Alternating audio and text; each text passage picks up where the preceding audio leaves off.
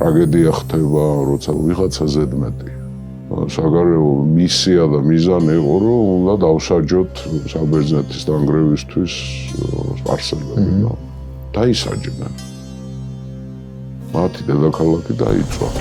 რატო აგრძელებს ყველაფა რა? სიმდიდრეც ვნახეთ, იმპერია წავაქციეთ, მათი მეფე მკვდარი, ესე რა გვინდა იქეთ, დავანებოთ ინდოეთს დავიპყრო, დამთავრდება სამყარო, იმიტომ რომ ინდოეთს იქეთ მათ გონიათ დიდი ზღვა.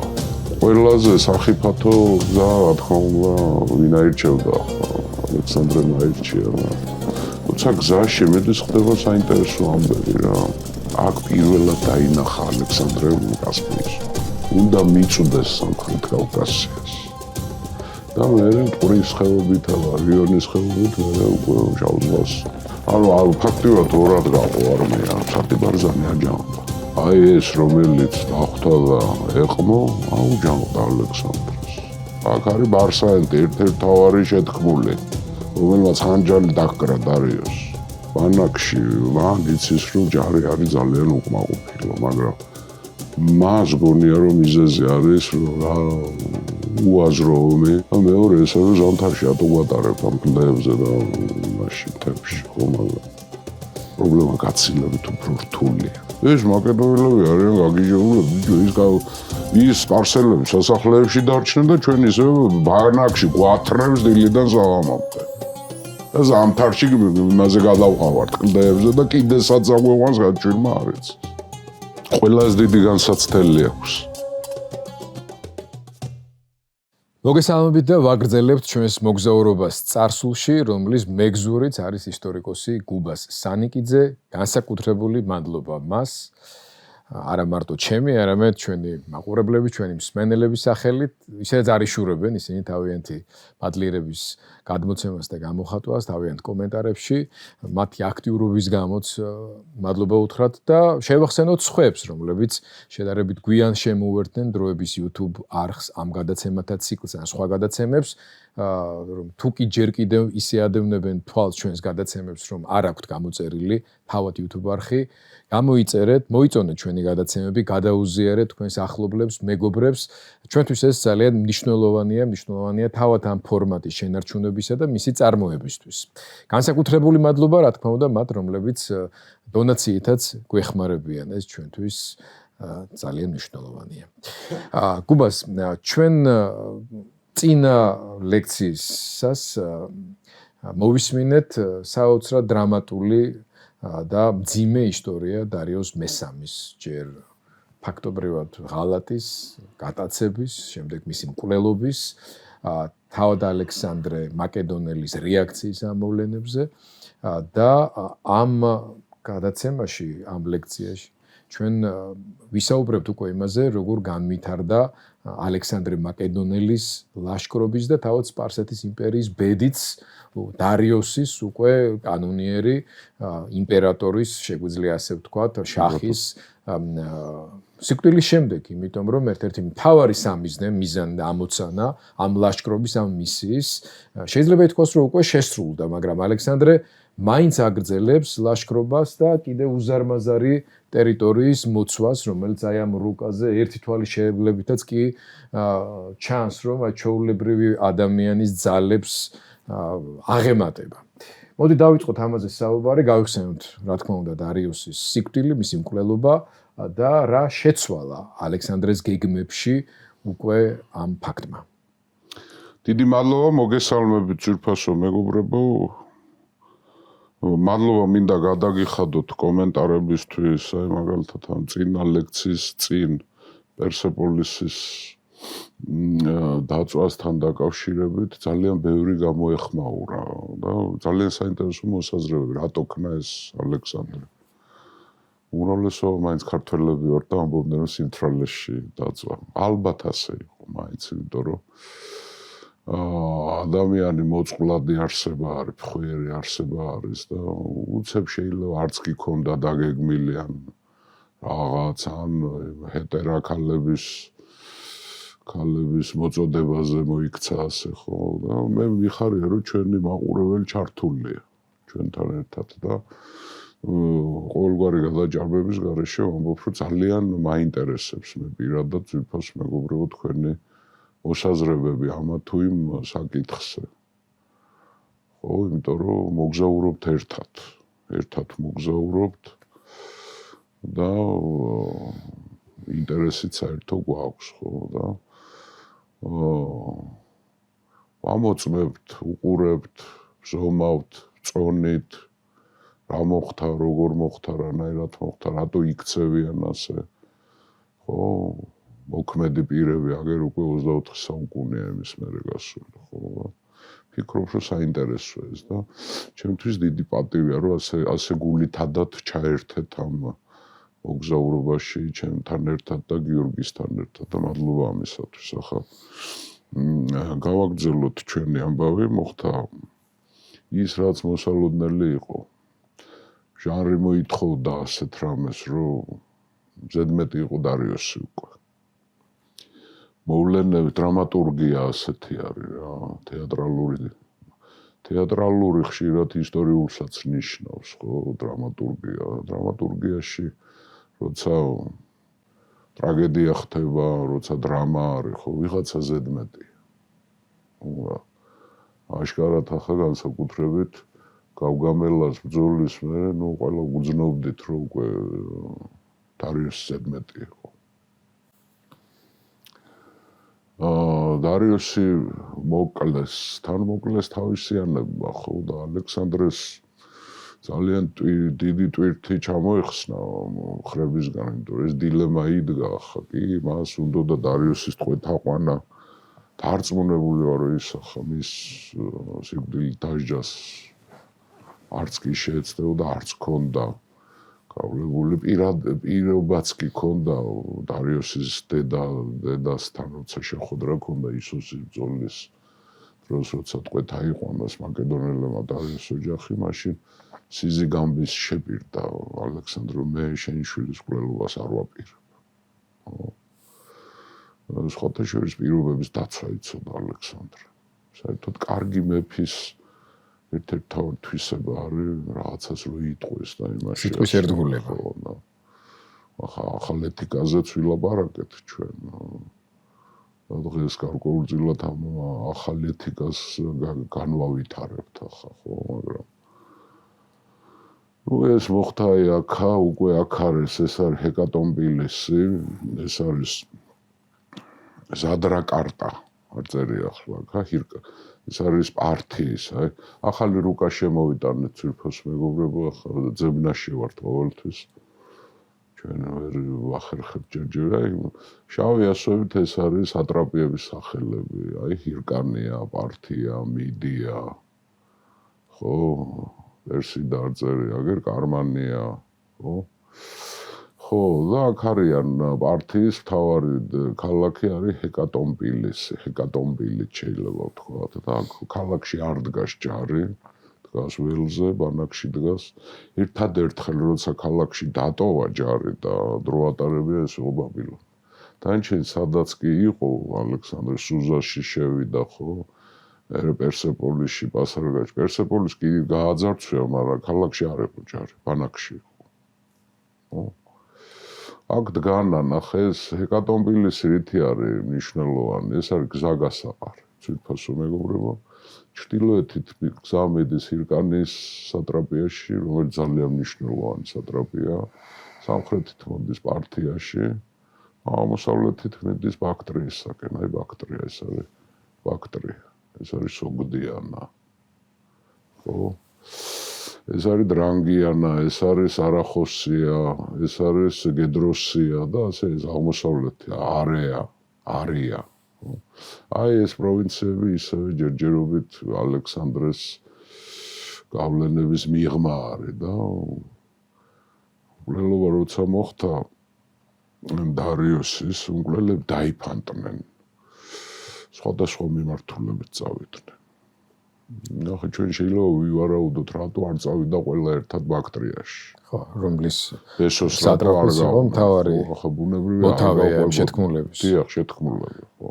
და რომელსაც ჰქონდა პრეტენზია, რომ სამეფო შტოს ხო, თვითონ ბესოსი აქემენიდი. აქემენიდი. ხო, ახლა ასეთი შეთქმულება დარიოსის წინააღმდეგ შეთქმულების გამოცდილება ჰქონდათ აქემენიდების კარზე ჯერ ერთმანეთს ხოცავდნენ მეფეებს კლავდნენ მაგრამ როცა ცრუ ბარდია როცა მოკლეს მაშინაც დაახლოებით ასეთი იყო დარიოს პირველი როცა ავიდა ტახტზე ხო მათ ჯერ მოკლეს ცრუ ბარდია ამიტომ გამეორება იყო ეს ამის გარკვეულწილად ძველი მეფე რომელიც არ ვარგა მოკლათ და ახალი მეფე ენერგიული მეფე და გახსოვთ თქვენ როცა თარადან ქალაქ თარადან გაიტაცეს დარიოსი და მე როცა ალექსანდრე წამოეწია და მოკლეს ხო ვინსად არის გაქცეული ეს მნიშვნელოვანი ამბავი არა ნუ ბესოსი გაიქცა ბაქტრიაში თავის საბრძანებლოში ხო ფრატაფერნი იყო პარტიის სატრაფი, მაგრამ ფრატაფერნი ჰირკანიაში გაიქცა. იმიტომ პარტია უკვე ალექსანდრემ დაიკავა, მის მთავარი ქალაქი ჰეკატონპილისი უკვე ალექსანდრეს უკავია, ხო. სატიბარზანი არის არის სატრაპი არიაში გაიქცა. გახსოვთ თქვენ რომ ნაბარზანი ხო ერთ-ერთი მთავარი მკვლელი ნაბარზანიც ასევე ტაპურის მთებში აი დღევანდელი კასპიის ზღვა ხო არის ეს აქ არის ელბურსის მთები ანუ ტაპურის მთებსაც სხვადასხვა სახელებს ეძახიან იმის გადმოღმა არის სამხრეთით არის მშრალი ჰაერი და ჩრდილოეთი არის აი როგორც ჩვენი აჯარა სუბტროპიკები ყიანია დღევანდელ ამ ჰირკანიას ქვია მაზანდარანი აქეთ არის გილა აი ეს სანაპირო არის ნუ აი ჩვენი აჭარა და აფხაზეთი რაც არის ისეთი ყიანია ძალიან ხო სატიბარზანი არეაში არის ბარსაენტი თავარი მკვლელი ერთ-ერთი თავარი მკვლელი რომელიც არის არახოსიისა და დრანგიანის სატრაპის დრანგიანაში არის გაქცეული ხო არტაბას ეს ღირსეული კაცი სარდარი გითხარით ხო არტაბაზე არის ბარსინას მამა ალექსანდრეს საყვარლის ბარსინას მამა 95 წლის არის არტაბას ღირსეული კაცი რომელიც ბოლომდე უერთგულა დარიოს და როცა მე თარადან რო გაიტაცეს ღამით შეთქმულებმა მაშინ უკვე დაგვიანებული იყო და ბერძნებთან ბერძენი მოკირავნეები გახსოვთ პატრონოსი ხო რომელიც დარიოს თავაზობდა რომ ბერძნების ბანაკში გაათენა ღამეო და დარიოს არ დაუჯერა საბედისწერო შეცდომა მისთვის და დარიოსი მაინც უკვე წაგებულებთან დარჩა ბანაკში არც ბერძნებთან გაათენა ღამე და არც სპარსელებთან ხო ბევრი შეცდომები დაუშვა იმან ეს არტაბაზე და ეს პატრონოსი არიან ტაპურის მთებში არიან გაქცეულები ხო დაფანტულები არის ახლა ალექსანდრეს აქვს ერთი თემა აქვს ჯარის თემა აქვს რა ხო თავარი მისია კორინთოს კონგრესის გადაწყვეტილება მიღწეული გახსოვთ ხო ჯერ ფილიპემ და მე ალექსანდრემ გაიმეორა კორინთოს კონგრესის თავარი საგარეო მისია და მიზანი იყო რომ უნდა დავსაჯოთ საბერძნეთის დანგრევისთვის სპარსელები და დაისაჯნენ მათი დედაქალაქი დაიწვა პერსეპოლისი ხო ამიტომ ჯარში ცოტა გაურკვევლობა აქვს ალექსანდრეს ხო ჯარი შედგება სამი კომპონენტისგან ესენი არიან მაკედონელები ესენი არიან ბერძნები და ესენი არიან ბალკანელები ბერძნების საკითხი დგას ახლა ბერძნებს უნდა სახში დაბრუნება უკვე მე რამდენი წელია რაც ლაშქრობაში ახლა 4 წელზე მეტია ომობენ უკვე ხო და სხვათა შორის როცა ეკბატანაში იყო მე ისე გაკვირით თქვი მაშინ ალექსანდრემ საბერძნეთში დააბრუნა თესალიელები თესალიური კავალერია რომელსაც დიდი საჩუქარი გაუკეთო 3000 ტალანტი აჩუქა თუ 2000 აღარ მახსოვს და ასეთი პატი დადებული გაუშვა თესალიელებს თუმცა მათ უთხრა რომ ვისაც გინდა დარჩიეთ ოღონდ მოკირავნე სტატუსით ამ ხელფასს აიღებთ აქაც იგივე ხდება ეკატომბილისში ბერძნებს თავაზობს ის რომ კორინთოს კონგრესის გადაწყვეტილების ვალდებულება აღარ აქვს თქვენ ვისაც გინდათ დაგასაჩუქრებთ და გაგიშვებთ საბერძნეთში მაგრამ ვისაც გინდათ დარჩით და სტატუსი შეიცვალეთ უკვე როგორც მოკავშირეები კი არა როგორც მოკირავნეები თუ გინდათ დარჩებით და უკვე მოკირავნის სტატუსით იქნებით აი ეს ბერძნებთან გასაგებია მაგრამ მას მაკედონელებთან აქვს გასარკვევი საქმე ახლა ყველა ომს ჭირდება მიზეზი აქვს და საბაბი აქვს ყველა ომს ის ეუნება თავის ჯარს საბაბს რატო ვაგრძელებთ ომს ის ეუნება რომ დარიოსის კვლელები უნდა დავხოცოთ არ შეიძლება იმიტომ რომ აი ეს აღმოსავლეთის პროვინციები არ არის ჩვენ ხელში და ეს ბესოსი მეფობას აპირებს პრობლემა ახლა ჩვენთვის მივიყვანოთ რა საქმე ბოლომდე ახლა და დანარჩენი მაკედონური მართლობა სტაბილური ვერ იქნება სანამ ეს საფრთხე ზურგში ვერდებიან მე ისევ წამოვლენ და ახლა თქვენ რომ სახში გაგიშვათ მე ისევ უნდა გამოგიძახთ ძალიან პრიმიტიულად თქვა ამიტომ ბოლომდე მივიყვანოთ რა საქმე ანუ საბაბი საერთოდ მაგეს ბევრჯერ ვახსენეთ ჩვენ რომ მაკედონურ ჯართან ლაპარაკი უჭირდათ მეფეებს ჯარი უნდა დაგეთანხმოს ჯარმა შეიძლება აგიხირდეს და გადაგაყენოს რა ხოდით მაკედონური დემოკრატია განსხვავდება ბერძნული დემოკრატიისგან რა თქო მეფე ჯარის სიტყვას ჰქონდა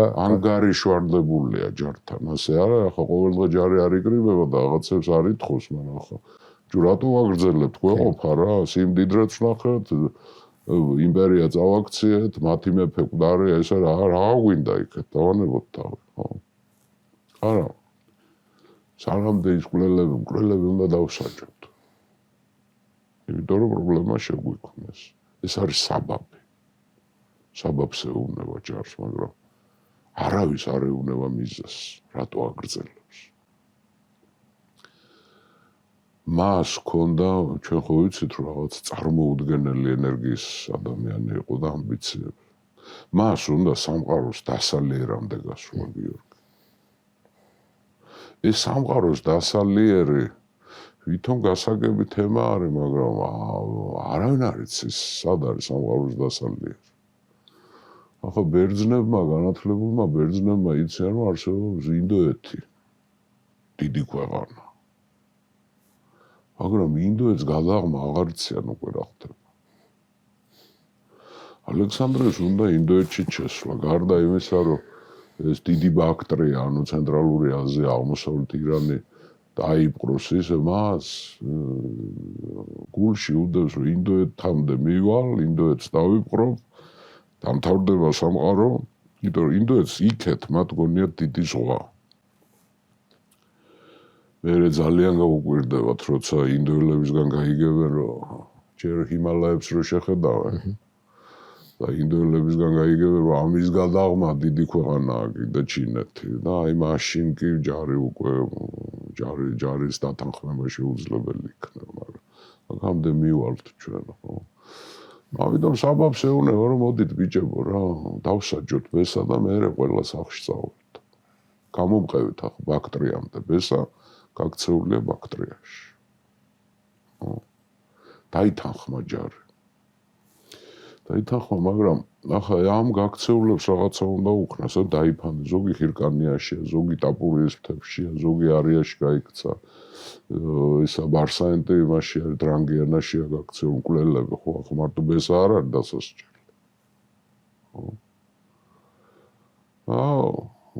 ჰეკატომპილისი თან დაასვენა იქ ჯარი სხვათა შორის გართობაც მიცა ასპარეზობა მოაწყო ხა ასპარეზობა გართობა იყო ბერძნებისთვის და მაკედონელებისთვის ბანაკში არის სრული იდილია ემზადებიან გზა უნდა გააგრძელონ მაგრამ ელოდება კიდე ჯარს ელოდება დამატებით ჯარს კერძოდ სუზადან უნდა ჩამოიყვანოს 6,000 ფალანგიტი, რომელიც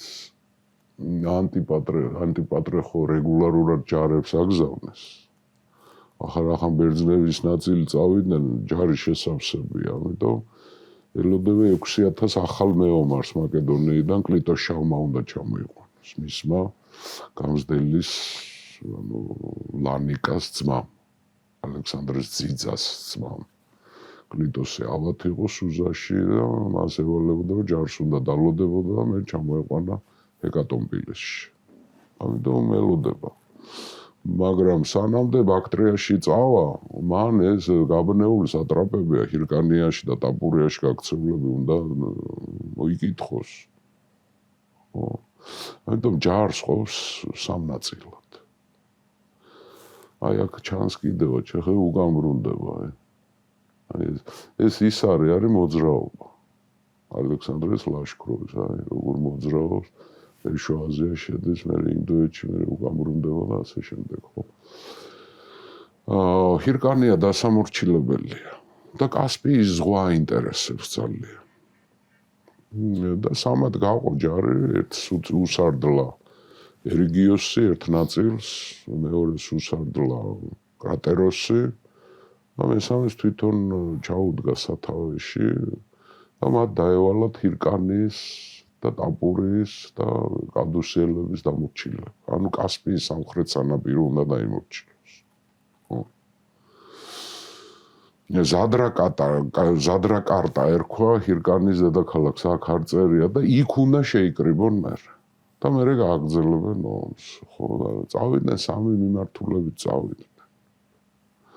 ახლა ყველაზე სახიფათო გზა, რა თქმა უნდა, ვინ აირჩევდა ახლა ალექსანდრემ აირჩია და როცა გზაში მედის ხდება საინტერესო ამბები რა.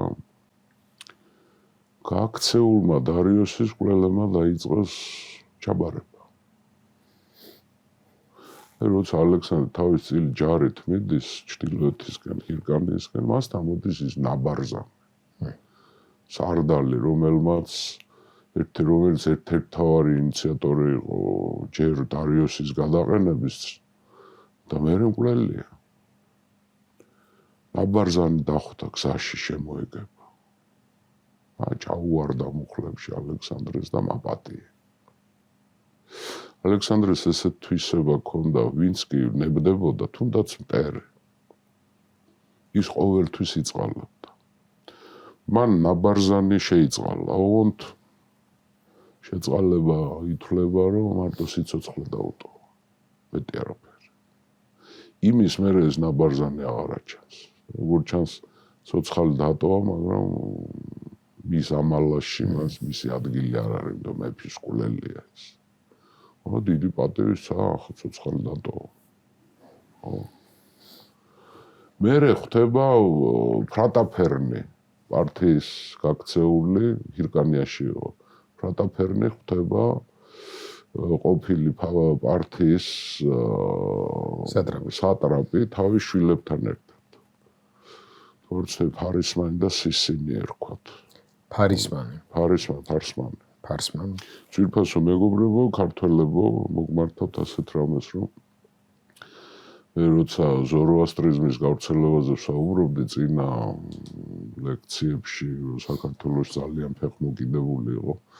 ერთი-ორი ის ვნახე ჩვენი მაყურებლის, რომლებიც არ მეთანხმებიან, რომ არ იყო გავლენა ზოროასტრიზმის.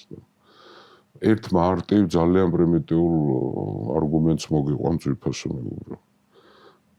ფარნაოზიდან დაწყებული ლამის ქრისტიანობის გავრცელებამდე იბერიის მეფეებს უსპარსული სახელები ჰქვიათ. თან ავესტას სახელები ჰქვიათ. ესეც უნდა ახსნა, რას ნიშნავს? ავესტა არის ზოროასტრიზმის საღვთო კრებული. ხო, პანთეონია რა. ხო. რაღაც განსხვავებული. სახელები, სიტყვები. ანუ მთელი ფარსმანები რო ყავდა, ფარნაოზები რო ყავდა, ასე რატო ქვიათ ეს ირანული პანთეონიდან და ავესტიდან გადმოტანილი სახელები, რატო ქვია? თუ გავლენა არ იყო ზოროასტრიზმის გავლენა. ამიტომ როცა რაღაცაზე ვიტყვით, რომ მაგი მასე არ არის, მანამდე არგუმენტებსაც უნდა დაუკვირდეთ. ხო, იყო თუ არა გავლენა. ახლა ქართულ წყაროებში როგორც არის მოხსენიებული, რომ არმაზი კერპი იყო, იქ მართლა ასე ჩანს, რომ არმაზი კერპი იყო, მაგრამ ახლა არ არის სანდო ეს ქართული წყაროები. იგივე ლეონტი ბროუელი არ არის სანდო წყაროები. ახლა ბევრი კრიტიკა დაწერილა ამის შესახებ, ახლა ამაზე არ გავჩერდები, მაგრამ ქართული პანთეონი კი, რა თქმა უნდა, ჩვენ მქონდა ჩვენი ნაციონალური რელიგია მქონდა განსაკუთრებით დიდხანს შემორჩა მთაში, მაგრამ ოფიციალური ქრისტიანობის დამკვიდრებამდე ოფიციალური რელიგია და დიდი გავლენებით სარგებლობდა ზოროასტრიზმი, რა თქმა უნდა. თუ არა მითხარით, რატო ქვიათ იბერიის მეფეებს სპარსული სახელები. ხო? ჩვენთან რო არის, მე რო ვრცელდება დავითი, ასე შემდეგ, ხო, ასეთ ქრისტიანული სახე გიორგი და ესე, რატო ვრცელდება? მე უკვე მოგვიანებცა, იმიტომ ქრისტიანობის გავლენის ქვეშ ვიყავით. დღეს რო ქვიათ აი ჩვენ ბავშვებს ლუკა და მათე და ჩვენ რო ქართული გონია, ეს ბიბლიური სახელებია, რატო არ ქმნით, იმიტომ ქრისტიანული ქვეყანა. მანამდე ჩვენს ბაბუებს და მე რო ვერქვათ კალენიკე, თეკლა და ასე შემდეგ. ბერძნული გავლენის სახელები ჯერ ადამიანების სახელები, მე ტოპონიმიკა, რა თქმა უნდა, უფრო ადამიანები რას არ ქმნებენ, ხო, ადამიანები. აღმოსავლეთ საქართველოში არ ქმნებენ სპარსულ სახელებს და დასავლეთ საქართველოში არ ქმნებენ ბერძნულ სახელებს. და რა არის ამაში საძრახისი ვერ გავიგე რა. ეს ისტორიული ფაქტია ხა. ხო, ასეა რა, თუ არა და აგერ არის ევროპაში ჩადით, ამერიკაში ჩადით, ბიბლიური სახელები ქვია ძუღელა, აბრაჰამ ლინკოლნი და ასე შემდეგ და ასე შემდეგ. რა რწმენასაც მისდევ, იქაურ სახელებს არ ქმნებ. ხო? ძალიან მარტივია ეს რა. ხო, ეს ფრატაფერნი მიიღო ეს თავის შვილებთან ერთად ფარისმანი და სისინი და თავის ეს შვილები ფრატაფერნს პატივისცა, იმიტომ თვითონ უშუალო მონაწილე არ იყო მკვლელობის ახლა ეს პარტიის ყოფილი სატრაპი და ჰირკანიის სატრაპია ჩააბარა ფრატაფერს და მისი შვილები ფარისმანი, ანუ ფარსმანი. და სისინი თავის ამალაში ჩარიცხეს ახალგაზრდა სპარსელი დიდებულები. მერე სხვათა შორის, როცა ინდოეთში შევა ალექსანდრე, ორივენი ეს ფარისმანიც და სისინიც განსაკუთრებული ერთგულებით და სიმამაცით გამოირჩევიან ალექსანდრეს მიმართ და იქ ინდოეთში იომებენ მაგრად.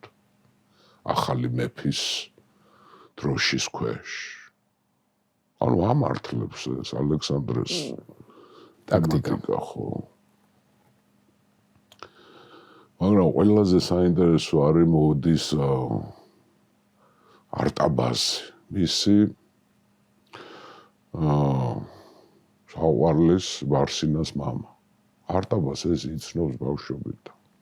თირგლი მაგედონია. არტაბაზი 95 წლის ეს ღვთსავანი ერთგული, დარიოსის ერთგული, მე რო ბერძნებთან ერთად ჰირკანიაში ტაპურის მთებში გაიქცა, როცა გაიტაცეს თარადან.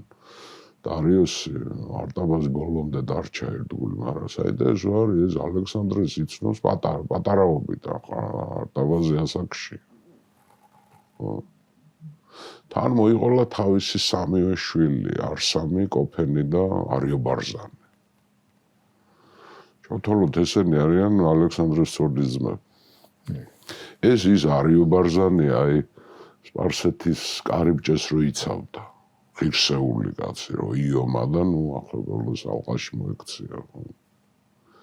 მიიღო ალექსანდრა არტაბაზი და დაუფასა, რომ ბოლომდე ერთგული იყო დარიოსის. ალექსანდრე ერთგულებას აფასებდა. თუნდაც მტრის მიმართ ერთგულებას და მიიღო დიდი პატივით არტაბაზი. მაგრამ ამ არტაბას მოყვნენ აი ეს 1500 ბერძენი ხო გაიქცა ტაპურის მთებში ჩრდილოეთში. უპატრონო ბერძნა. პატრონოსი რო იყო სარდალი.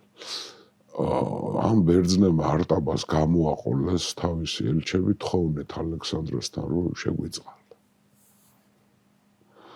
ახლა ბერძნების მიმართ კაცრი იყო ალექსანდრე, იმიტომ რომ ჯერ კიდევ კორინთოს კონგრესის გამო გახსოვთ ჯერ ფილიპემ და მე ალექსანდრემ რომ ყველა ბერძენი მოქირავე დაბრუნდეს სამშობლოში და ვინც არ დაბრუნდება ის მოღალატედ გამოაცხადა. სხვათა შორის ძალიან მძიმედ დასაჯა მაშინ გახსოვთ თქვენ გრანიკოსის ბრძოლაში ბერძნები ამოწყვიტა იქ. მაშინ უფრო მკაცრი იყო ბერძნების მიმართ, მაგრამ არტაბას მოყვნენ ამ ბერძნების წარმომადგენლები თხოვნეთ რომ შეგვიწყალოს ალექსანდრე. პატრონოსიც იყო? პატრონოსი არა. უპატრონოთი იყვნენ. პატრონოსი არა ჩანს სხვათა შორის. ალექსანდრემ ისევ გამოიჩინა თავისი ხასიათი და არტაბას შეპირდა რომ შევიურდომებ. ოღონდ ჩაბარების პირობა და გაატანა არტაბას დაავალო ჩადი და ჩაუტანე ჩაბარების პირობა. ჩაბარების პირობა რა არის რომ ვინც კორინთოს კონგრესამდე იყო მოქირავნე, იმათ უშვებს სახში. ავიდნენ სახში, თავისუფლები იქნენ. ვინც კორინთოს მერე ჩაეწერა სპარსელების ჯარში ისე როგორ დასაჯა, იცი, როგორ დაასჯეს ყველებში. მათ დაავალებს რომ ის ჯარში ჩაირეცხო. იორმონ მასთან ერთად. იორმონ მასთან ერთად. და გაატანა თავისი გამზრდელის ლანიკას ქმარი ანდრონიკე. ლანიკა გახსოვთ ხო? მისი გამზრდელი, რომელიც სულ უყვარდა. ანდრონიკეს გააყოლა არტაბას ამ პირობით და უთხრა რომ ჩამოდით, კი ბატონო, მიგიღებთ. ხო და ნუ ახლა იღებს, მერე მოვიდა ტაპურის ავტოფრადატი, ტაპურის სატრაპი ისიც მიიღო და დაუტოვა. სხვათა შორის დატოვა თანამდებობაზე რა. მაგრამ ახლა აი აგერ ხედავთ ჩვენ ეს ხდება აგერ ახლა ნუ ჰირკანია გასაგებია უკვე მის ხელშია, მაგრამ აი აქეთ არის. ხო და საინტერესოა აქ პირველად დაინახა ალექსანდრემ კასპიის ზღვა. სხვათა შორის უნდა ითქვას რომ იგივე დროიზე ძალიან ფართოდ აქვს გაშლილი კასპიის თემა. კასპია რომ ნახა პირველად ალექსანდრემ კასპიის ზღვა მის გონებაში უკვე ახალი სავაჭრო გზების საშუალებები ჩნდება. მან გაიგო კასპიაში, კასპიის ზღვიდან გაიგო. ახლა გეოგრაფიასაც სწავლობენ ესე რომ მისგან დასავლეთით ცხოვრობენ ალბანელები, იბერები, კოლხები და იქვეა შავი ზღვა. სადაც კოლონიები ისეც აქვს. ხო, ზღვა უკვე ვაჭრობა. იმიტომ რომ წყალი უკეთესი და უფრო უსაფრთხო იყო სავაჭროდ ვიდრე ხმელეთი, ხო? და პლუსია ათვისებული ტერიტორია ბერძნების მიერ კოლონიები არის.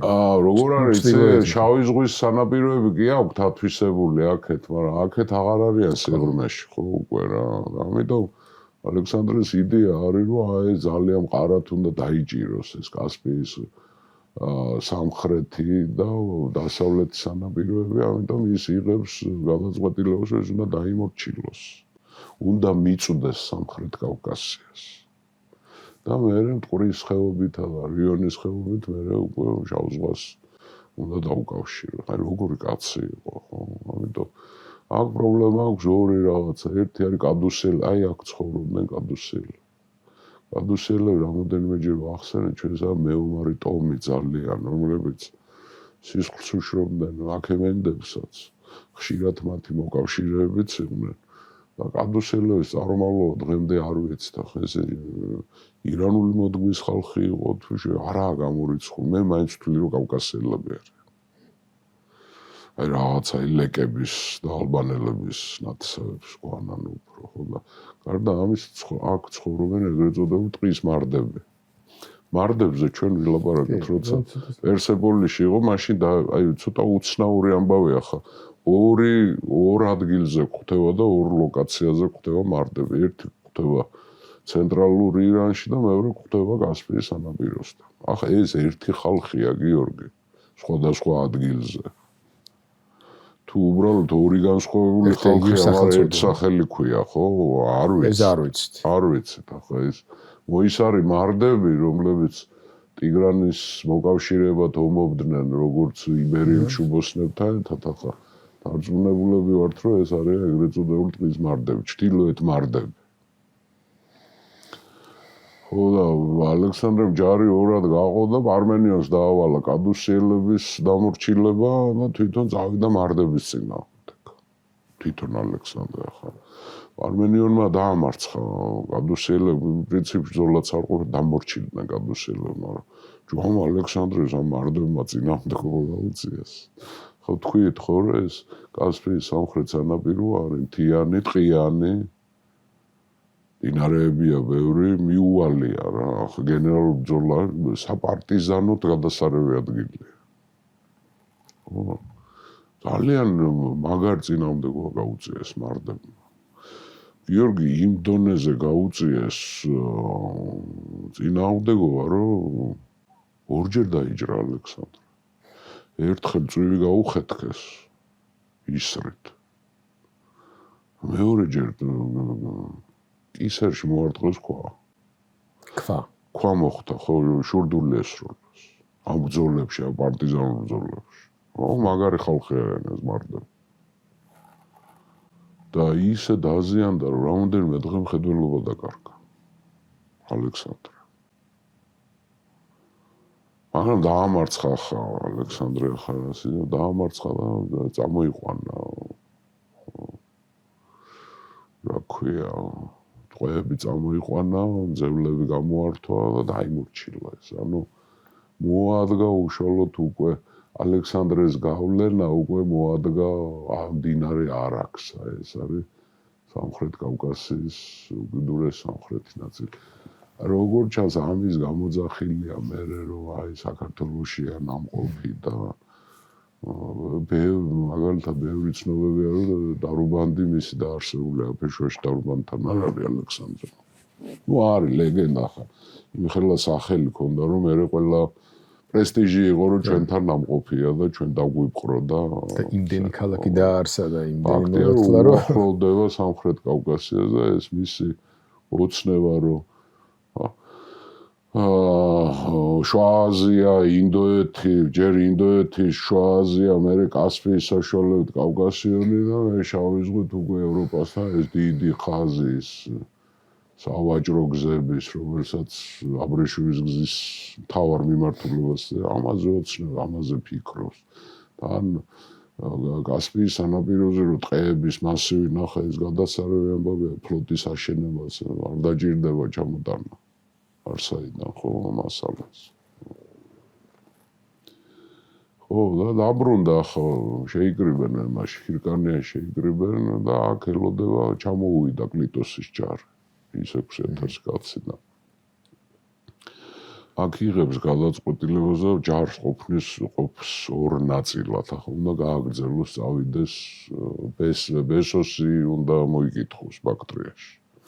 ანუ ეს კასპიის სამხრეთი ნაწილი შემოიერთა და შემოიმტკიცა. ბრძოლა დაჭირდა მარდებთან, მაგრამ შემოიმტკიცა. ჯარიც ჩამოუვიდა, შედარებით დასვენებულია ჯარი და უნდა წავიდეს დასავლეთით, მაგრამ ახლა ამხელა სივრცე აქვს უკვე დაპყრობილი, ხო? კი, აქ სატრაპებს ნიშნავს, თქვათ, თავის წარმომადგენლებს ნიშნავს. აი მაკედონელ სარდლებს იცით რა, მე ხო თქვი რომ ადმინისტრაცია აზიელებს, გარნიზონები მაკედონელებს და ფინანსები ბერძნებს. გამონაკლისები ბევრი იყო და ბევრი იქნება, მაგრამ მაინც როგორ ჩანს ამ პრინციპს მიყვება. აი მაკედონელ სარდლებს იცით რა ქვია? მაყურებლები, გარნიზონებს რა. ეპისკოპოსი ნიშნავს ზედამხედველს. და ამ სარდლების სტატუსს ქვია ეპისკოპოსი. ეპისკოპოსებს ტოვებს. გასაგებია ხალხელა იმპერია კი ხალხელა ტერიტორია, მაგრამ ამას მართვა ჭირდება. ერთი კაცი ჭირდება მაინც. აი ევროპაში დატოვა ანტიპატრე, ხო ვიცით? მამისის მეგობარი და ანტიპატრე აკონტროლებს ბალკანეთსაც, მაკედონიასაც, საბერძნეთსაც და იქ სპარტასთან ომი მოიგო საერთოდ რა. ამიტომ აქაც აზიაში ვიღაცა უნდა დატოვოს. საინვენტო. ტოვებს პარმენიონს. ისიც მამამისის მეგობარი და ერთგული კაცი ხო და მამამისის სარდლებისგან ეს ორი კაცი ევროპაში ანტიპატრე და აზიაში ისტოვებს პარმენიონს და პარმენიონის რეზიდენცია იქნება ქალაქი ეკბატანა. აი დახედეთ ახლა ხო ეკბატანა არის ცენტრი. აქეთასაც აკონტროლებს და აღმოსავლეთთანაც ახლოს აქვს, შიდა პროვინციებთანაც ახლოს აქვს და ჯარს უყოფს. ნაწილს ჯარისას ტოვებს ეკბატანაში. ახლა ეკბატანა იყო მთავარი ქალაქი, ფინანსები აქ გადაატანია.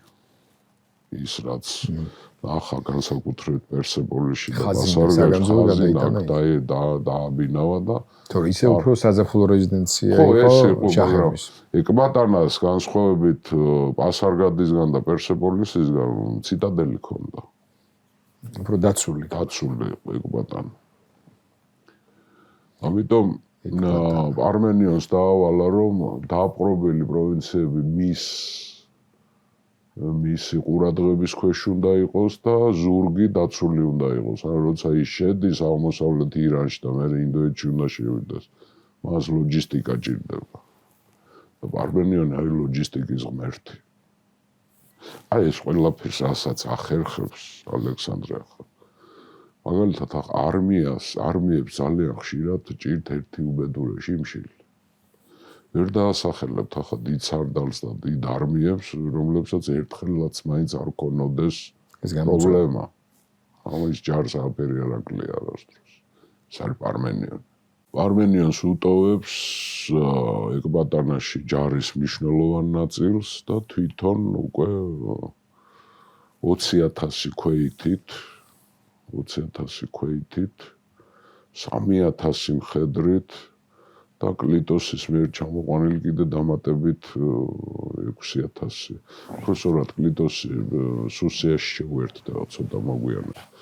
ანუ ფაქტიურად ორად გაყო არმია რა. თვითონ მიყავს 20,000 ქვეითი, 3,000 მხედრი ალექსანდრეს. დანარჩენს პარმენიონს უტოვებს ეკბატანაში. ამის მერე ჩვენ პარმენიონს უკვე ლაშქრობაში აღარ ხვდებით. პარმენიონის შემცვლელი არმიაში იქნება კრატეროსი.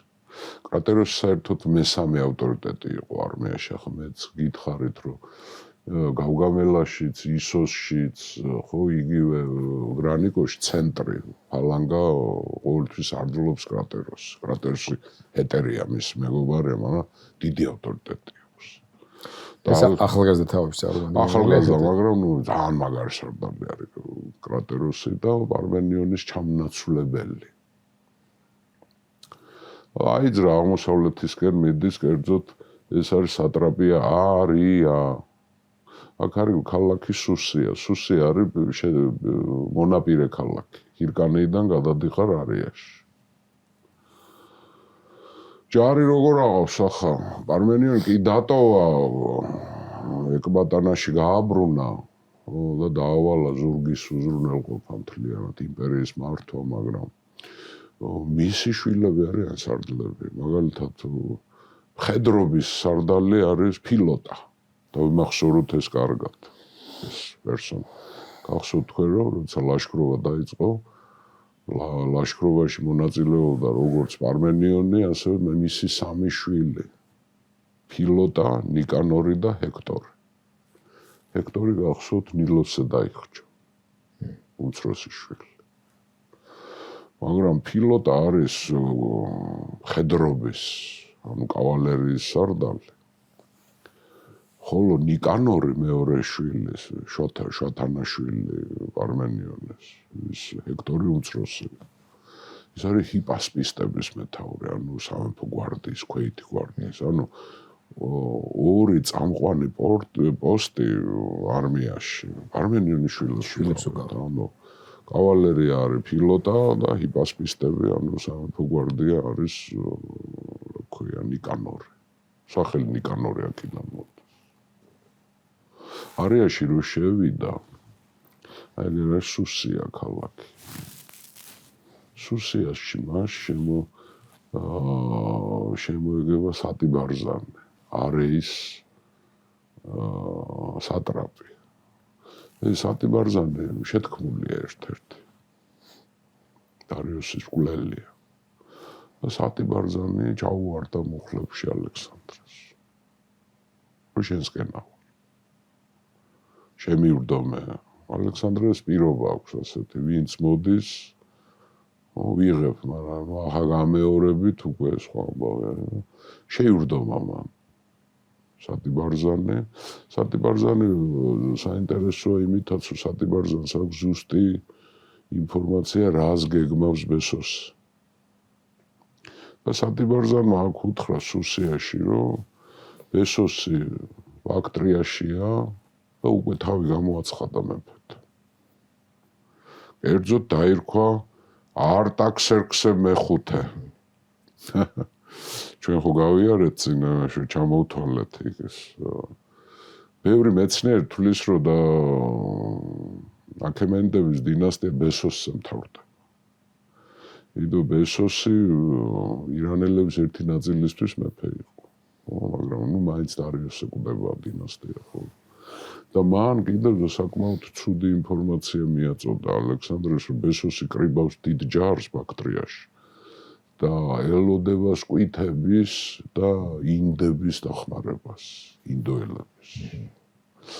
ეს უკვე სერიოზული გამოწვევა არის ხო და გასაგებია მან უნდა გააგრძელოს ახლა ეს და სუსიდან მიდის უნდა წავიდეს ბაქტრიისკენ. წავიდა ჯარით. აქ ეპისკოპოსად დატოვა ანაქსიპე მაყურებლად. რახან სატიბარზანი მისი მომხრე არის, ანაქსიპე დატოვა და ძალიან პატარა ჯარი დაუტოვა, 60 მხედარი დაუტოვა მარტო. ამათ ევალებათ, რომ გზაზე აი მარქაფა ჯარები რო ჩამოივლის, აი ლოჯისტიკური უზრუნველყოფა უნდა გააკეთონ. ეპისკოპოსად დანიშნა ეს ანაქსიპე. და წავიდნენ მიდიან ბაქტრიისკენ. უცებ მოდის ზურგიდან ამბავი მოდის, რომ სატიბარზანი აჯანყდა. აი ეს რომელიც დახვდა და ეყმო, აუჯანყდა ალექსანდრეს. არეის რა ქვია სატრაპი და დიდი აჯანყება დაიწყო. არტაკანა ქვია აქ, აი არეის დედაქალაქს თვითონ მეგობრებო, მაგრამ არტაკოენა ერქვა. ცოტა უზუსტობა არის აქ. არტაკოენაში აჯანყდა სატიბარზანი და ალექსანდრეს აქვს დილემა რა, ალყაში ექცევა. აქედან აღმოსავლეთით არის ბესოსი, სამხრეთით არის სატიბარზანი და მერე კიდე უფრო სამხრეთით დრანგიანის და არახოსის კიდე ერთი მთავარი შეთქმული ბარსაენტი. ანუ ალყაშია. სამი მხრიდან ალყაშია. მე ვფიქრობ და ძალიან ბევრი ისტორიკოსი ფიქრობს, რომ ეს იყო წინასწარ დაგეგმილი გეგმა ბესოსის და ამ აჯანყებულების, რომ ალექსანდრე შემოვიდეს და მერე ალყაში მოვაქცია. ხაფანგივით შეიძლება. ხაფანგია? ლაპარაკობთ ხაფანგია ხა ალექსანდრეს აქვს დილემა ხა და აღმოსავლეთ წავიდა ზურგი გადაჭრილი აქვს. დატოვებული ყავს 60 მხედარი მარტო ზურგში. 60 მხედარი რა უნდა იყოს? თან მოვიდა ამბავი რომ ეს ეპისკოპოსი ანაქსიპე და ეს 60 მხედარი ამოწყვიტეს ამგენ. გაჯანყებულებმა სასწრაფოდ გააყო ჯარი გიორგი და მობრუნდა. თვითონ კრატეროსი დატოვა ადგილზე, თვითონ მობრუნდა. ამინტას და კენოსის ტაქსისები აიყოლა და მოადგა ამ იმას არტაკოენას. და ისე სწრაფად 2 დღეში გამოიარა ეს გზა. ისე სწრაფად მოადგა რომ ეს სატიბარზანი დაიბნა და გაიქცა ქალაქიდან. და შეკრებილი ჯარიც გაიყოლა, ეს ამოეწია და გზაში ამოწყვიტა 3000 კაცი ამოწყვიტა. ამას ვერ მიწვდა. სატიბარზანი თებით გადავიდა ბაქტრიაში, გაიქცა ბესოსთან. მაგრამ ალექსანდრემ სასტიკად დასაჯა აჯანყებული აღარ დაინდო უკვე. და აქვე არტაკოენასგან სამხრეთით არსებს ახალ ქალაქს. ეს არის ალექსანდრია არიანა, ბერძნულად ასე ერქვა. ძვირფას მეგობრებო, ეს არის დღევანდელ ავღანეთში ყოფი ერთ-ერთი დიდი ქალაქი ჰერათი. ჰერათი არის ალექსანდრის დაარსებული. ალექსანდრია არიანა, ასე დაერქვა. ახლა ქალაქების დაარსება არის ხო საინტერესო ვიღაცამ შეიძლება იკითხოს, ასუცებ როგორ რა არის ხო, ინკუბატორი ხო არა აქვს ქალაქების წარმოების. ქალაქებს როგორ არსებს. ერთხელ უკვე თქვი, მაგრამ რამდენი ალექსანდრია დაარსასო? ესე იგი მისი მიერ დაარსებული ქალაქების რაოდენობა არ ვიცით. დაახლოებით ზოგი ამბობს, რომ 17 ალექსანდრია დაარსა, ზოგი ამბობს, რომ 22 ალექსანდრია დაარსა. აი აგერ ნახავთ აი შავი ასოებით, ხო? ალექსანდრია პროფტაზია, იგივე ალექსანდრია არახოსიანა, ალექსანდრია კავკასიანა, გაგიკვირდებათ ამაზე ვილაპარაკებთ. კავკასიანა ხო, ალექსანდრია ოქსიანა, რავი, ბევრი ალექსანდრიები, გარდა ამისა ნიკოპოლისებს არსებს, ბუცეფალიას დაარსებს ინდოეთში, მის ცხენ სადაც მოკვდა ბუცეფალა, უკეფალა, ხო? აი ასეა რა. ახლა როგორ არსებს და რატო არსებს ახლა? ეს არის რა თქმა უნდა პირველ რიგში სამხედრო საყრდენი. როგორ წესი ტოვებს რამოდენიმე ასეულ ან რამოდენიმე 1000 თავის მეომარს, ბერძნებს და მაკედონელებს. მაგრამ აუცილებლად მაკედონელებს ტოვებს. მათი დავალება თან ხო ეს არქიტექტორები ახლავს, არჩევს ლოკაციას, წყალი უნდა იყოს, გზები უნდა გადიოდეს, მიწა ნაყოფიერი უნდა იყოს და უნდა იყოს გზა გასაყარზე. ტოვებს რამოდენიმე ასეულ თავის ჯარისკაცს, რომლებსაც ევალებათ, რომ მე ადგილობრივი ცოლები უნდა მოიყვანონ, დასახლდნენ და გარშემო ადგილობრივი მოსახლეობა რაც არის, ისინი ამ ქალაქში უნდა შემოიყვანონ და შემოიტყვონ ცუდი სიტყვა, მაგრამ მოიჩვიონ. მაგრამ საინტერესო რა არის, ამ ქალაქებს პოლისების სტატუსს არ აძლევს. აი რაც საბერძნეთში. ურბანული პოლიტიკით არის და ურბანიზებას ცდილობს. და წინასწარ ხაზავენ მისი არქი და აი რო ნახავს კარგი გაშლილი ველია, აქვე ტბა არის, ამ მდინარე ჩამოედინება, იქეთ გადასასვლელებია, გზაზე არის, ის არის. ხო, ავალებს თავის ამ არქიტექტორებს და ახაზეთ ახალი ქალაქი დეზაინი ხაზავენ და მე იწყებს ის გაფართოებას. და სწორია, ყველა მათგანი იმდენად სწორ შერჩეულ ადგილზე დაარსა ქალაქები. აი ჰერათი არის მისი დაარსებული. ამას მე შეებოდნენ რომაელები. აი რაინს გადაღმა უბრალოდ ხო რაინს გადაღმა აქეთ ხო დასავლეთით რაც ქალაქებია. ლონდონი, პარიზი, კეოლნი, ვენა, ეს რომაული სამხედრო ბანაკები. თითქმის ნახევარი საფრანგეთში, რა ვიცი, ბალკანეთში, ინგლისში, ო, ესპანეთში, რომაელების დაარსებული ქალაქები. კეოლნი არის კოლონია. რომაული კოლონია სამხედრო ბანაკი. ანუ შერჩევა იცოდნენ კარგი ადგილის. საუკეთესო ადგილს არჩევდნენ. დაარსა ეს ჰერათი. არია დაიმორჩილა, სატიბარზანი გაიქცა ბესოსთან და ახლა ნუ რახან არ ჩერდებიან ესენი, ახლა ზურგში ისე რჩება სატრაპია დრანგიანა და არახოსია. აქ არის ბარსაენტი, ერთ-ერთი მთავარი შეთქმული, რომელმაც ხანჯალი დაჰკრა დარიოს. ბარსაენტი ვერ წავა აღმოსავლეთისკენ, სანამდე ბარსაენტის პრობლემას არ გადაწყვიტავს. ამიტომ წამოვიდა ბარსაენტის წინააღმდეგ, ის ორი სატრაპიის მეთაური იყო, დრანგიანის და არახოსის. ბარსაენტმა რო გაიგო, რომ სატიბარზანი დამარცხდა და გაიქცა, თვითონაც გაიქცა. ბარსაენტი. გაიქცა ინდოელებთან, პენჯაბში. მაგრამ მერე მოგვიანებით ინდოელები დაატყვევებენ და ალექსანდრეს გადმოსცემენ ბარსაენტს. მოგვიანებით ჯერ არა. და მერე ალექსანდრე ამ სიკვდილით დასჯეს. მაგრამ ეს საინტერესო ამბავია, ხედავთ ხო, დრანგიანა სამხრეთით მოდის და ეს 325 წელი არ არის სწორი. აქ უნდა იყოს 329 უნდა ეწერს, მაგრამ ნუ არა უშევს რა. სამხრეთისკენ რომ მოდის აქ არის ტბები, აქ გადააწყდება ისა რა ქვია. ძალიან საინტერესო ადგილზე მოხდება. აქ გადააწყდება ტომს, რომელიც ცხოვრობს უცნაური ტომია. ესენი არიან პაციფისტები. რაღაც 64-ში მოხდა. რანერად გადლის ამასთან გარემოში პაციფისტური. რა ვიცი მოწყვეტილია ხა ეს ისეთი თემა არის. ანუ გეოგრაფიულადაც მოწყვეტილია. ხო, და ცხოვრობენ როგორ იცი რაღაცა utopisturi საზოგადოება, იარაღს არ აღიარებენ. სახალხო კრებები აქვთ, გაუკვირდა ამ ალექსანდრეს, აგერ ბერძნები ეგონა, ყველაზე ჭკვიანები და ყველაზე აგერ ცხოვრობენ.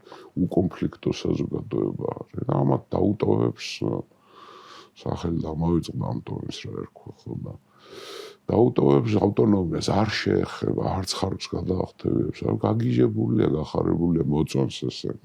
ძალიან. პრინციპში როგორ საზოგადოებაზეც ოცნებობდა ალექსანდრეს ოცნება იგი იყო რომ საყოველთაო მშვიდო. აგერ ნახ.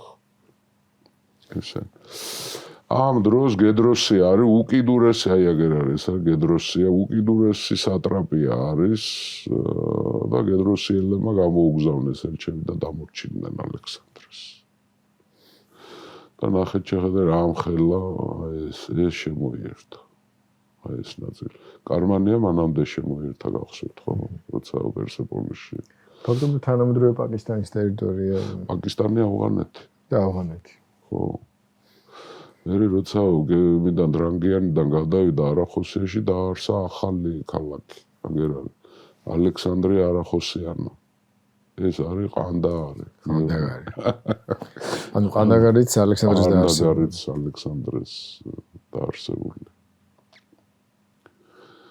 ხო და აქ ტოვებს ამ რა ქვია დრანგიანას, არახოსიას და გედროსიას აერთიანებს დიდ სატრაპიაში.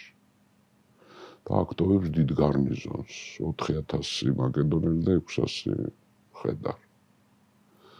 ხო და მივდივართ ახლა ჩვენ უკვე ძალიან საინტერესო ამბავი. ბანაკში მან იცის რომ ჯარი არის ძალიან უკმაყოფილო, მაგრამ მას გონია რომ მიზეზი არის რომ რა უაზრო ომი რისთვის ომობთ საერთოდ რა გვინდა აქ და მეორე ეს რომ ზამთარში ატო გვატარებ ამ კლდეებზე და მაშინ მთებში ხო მაგრამ პრობლემა გაცილებით უფრო რთულია არ ვიცი ახლა ალექსანდრეს ეს ესმოდა ალბათ ესმოდა მთელი ეს მისი პოლიტიკა დაპყრობილ ქვეყნებში გათვლილი არის რომ ის ძალიან მობიერად ექცევა აზიელებს და აქ შემოდის უკვე ორი თვალსაზრისის კონფლიქტი შემოდის კერძოდ შემოდის არისტოტელეს და ალექსანდრეს კონფლიქტი მასწავლებლის და მოწაფის ძალიან საინტერესო ჩვენ ვიცით რომ ალექსანდრე თავის ჰეტერებთან ერთად რომლებიც აქ ახლიან საუბრად ერთად გაზარდა რა ქვია არისტოტელე. არისტოტელე ამათ ასწავლიდა ასეთ რაღაცას, რომ არისტოტელეს კონცეფცია რაში მდგომარეობს, რომ არსებობს სამი ტიპი ხალხების. დასავლეთში ესენი არიან ევროპელები, ბარბაროსი ხალხები, ცივ ქვეყნებში ცხოვრობენ, მათი საცხოვრისი არის ცივი. ხო, ესენი არიან მამაცი ხალხები. ევროპელები მამაცები არიან, შეუპოვრები არიან. თავისუფლების უნარიც აქვთ, უყვართ თავისუფლება. არიციან მორჩილება. მაგრამ ესენი არიან უნიჯოები. ტალანტები არ აქვთ არაფრის. სწავლა არ უყვართ, ხელოვნების მიმართ გულწრფელები არიან და რაც თავარია, არ შეუძლიათ სახელმწიფოს შექმნა. კულტურულად ჩამორჩენილი. თლათ არ ტყუის რო იცოდა. რომელსაც განვიხილავთ. კულტურულად ჩამორჩებია. კულტურის მიმართ მათ არ აქვთ ტოლვა. სილამაზის აღქმა არ აქვთ. და რაც მთავარია, არისტოტელე თვლის, რომ სოციუმის საზოგადოების ყველაზე მაღალი მიღწევა არის სახელმწიფოს ქონა.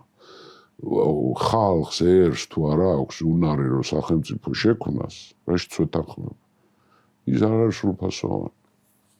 დრო სრულფასოვნებას განსაზღვრავს სახელმწიფოს არსებობა. ამიტომ არისტოტელე ამ პატარა ბიჭებს ასწავლის, რომ ევროპელები მაგრები არიან, მამაცები არიან, თავისუფლება უყვართ. მაგრამ არ აქვთ უნარები. უნიჭონი გონების მიღმიერნი არიან, არ აქვთ, უგონონი არიან. ვერ სწავლობენ. რაც მთავარია, არ აქვთ ტოლვარ სწავლისკენ, წესრიგისკენ. ამიტომ ვერ ფართოვდებიან. ამიტომ ვერ ქმნიან დიდ სახელმწიფოებს. ჯერ პატარას და მერე ვერ ფართოვდებიან. ხოლო რაც შეეხება თაზიელებს, ესენი უნიჭიერები არიან, უნიჭიერესები არიან, ტალანტებით შემკულნი.